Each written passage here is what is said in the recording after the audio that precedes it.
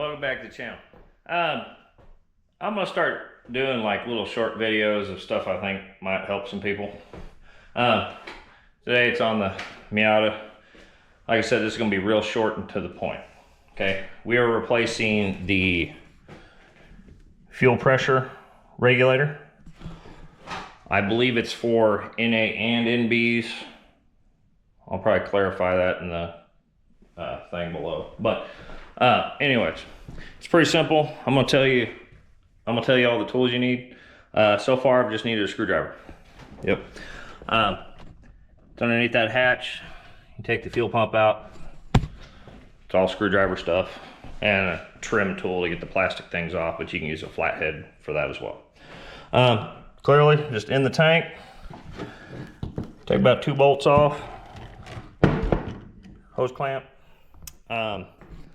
Let's find out. I don't know what size it is. I noticed 9 times out of 10, it's usually a 10 mil. It's a 10 mil. Yeah, 10 mil. All right, so got it off. The only other thing I recommend is probably use a new hose. You know, replace this.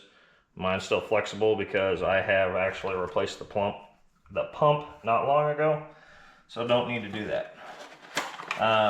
The only other thing, I don't like putting O-rings in dry. You can use grease or something, but use something. I'm gonna spray it a little bit with this. Got that in there, put your bolts back in.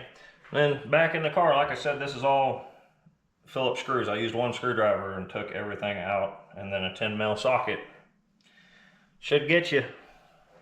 All right, that's that. If you have to replace this, make sure you use a fuel rated zip tie. Make sure this is fuel rated. Stuff in tanks melts and has problems and you'll never see it.